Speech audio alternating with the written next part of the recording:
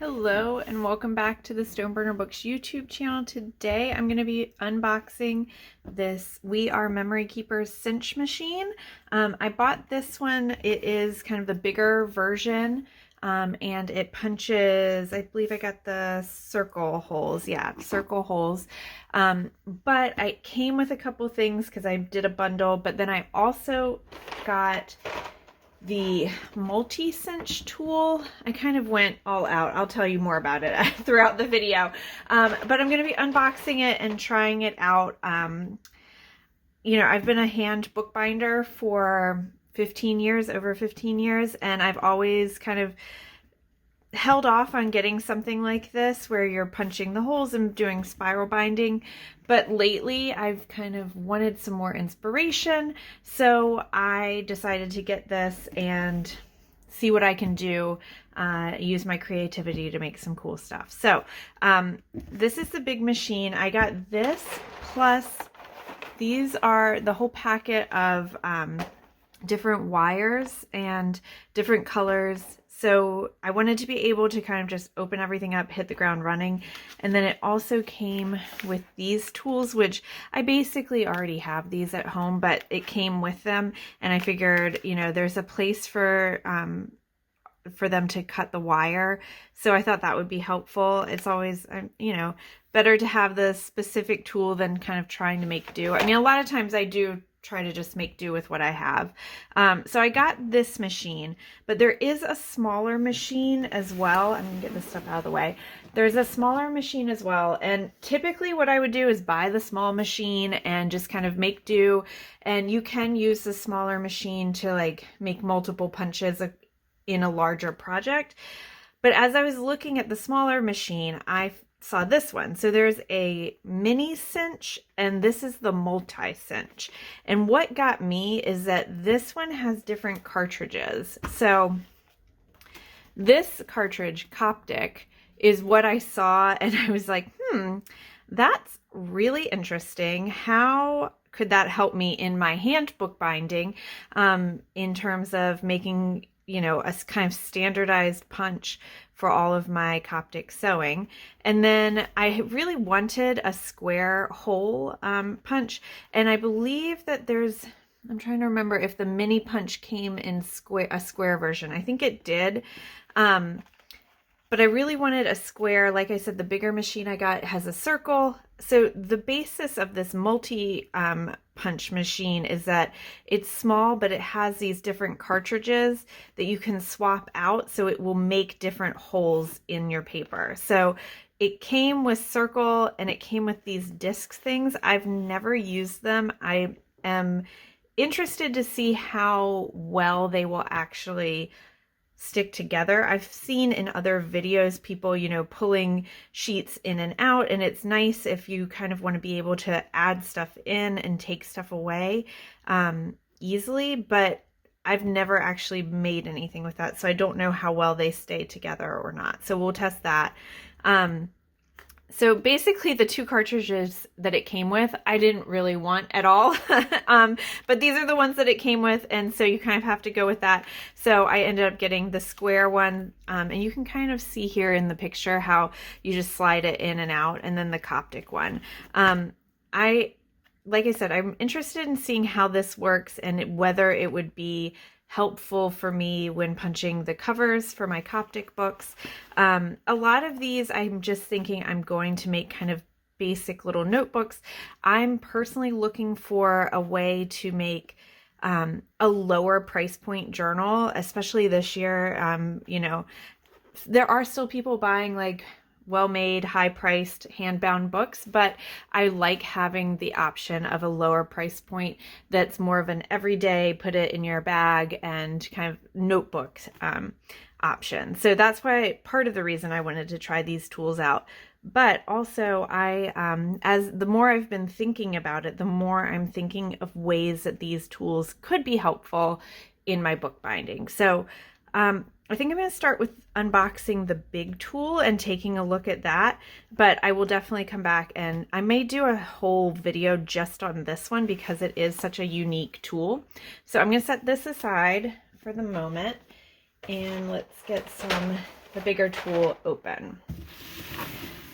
In terms of what I'm kind of envisioning this, again, making spiral bound books, but also I have an upcoming workshop where I'm going to be teaching Japanese stab binding, and I was thinking this would be a really nice way potentially to punch holes in all of those papers that I need to prep for the workshop without having to use, typically I use this teeny tiny hole punch and I just mark out where everything is and then I punch all the pages by hand.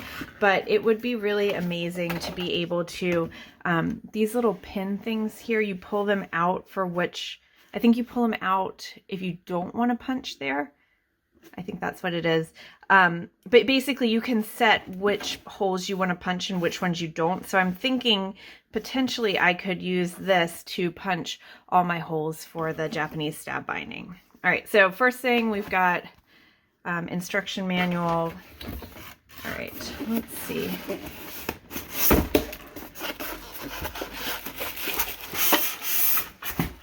This is all upside down. Okay, this is pretty big. Let me get the box out of the way. It is, I'll say, it's a little bit bigger than what I thought it would be, just looking at it online. Now I understand kind of why the mini punch is said to be, you know, portable. I kind of thought, well, why wouldn't this be portable? But it's a little cumbersome. So let's get some of this plastic off here. All right, so like I said, you can buy just this one machine.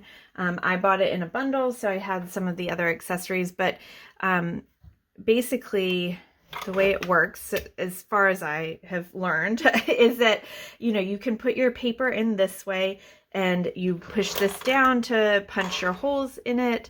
You have some adjustable settings here for how thick the wire is.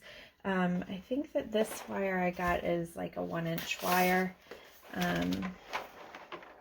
You can see it's kind of, let's put this down.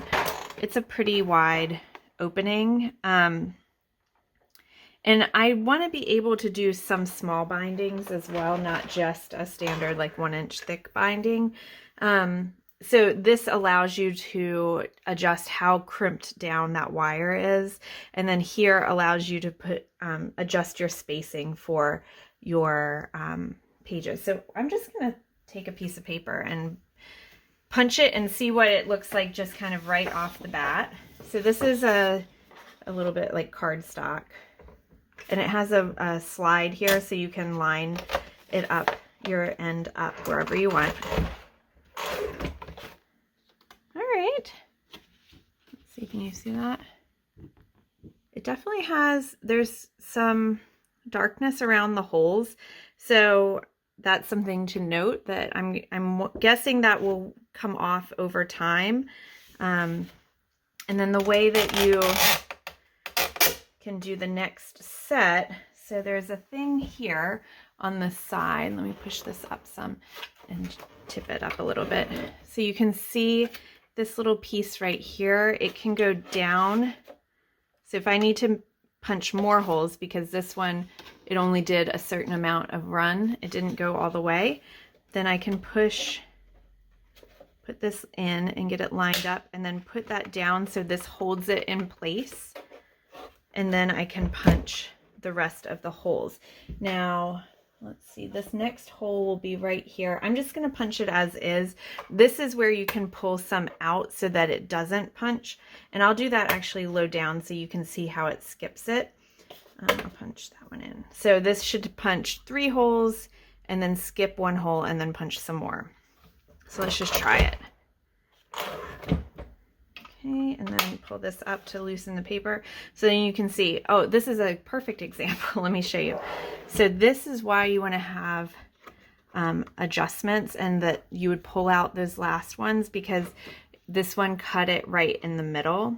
But you can see I was able to skip. So this is the part that I'm hoping that when I do a Japanese stab binding, I can pick which ones I want to skip so that I only end up with the ones that I need. But I'm now realizing that this is a really short edge. Usually you have the holes about an inch in. Anyway, again, things that I'm going to think about. It is pretty nice, just kind of right out of the box to be able to do different things. Let me try this one again, going this way. Oops, and let's put that, push that back in.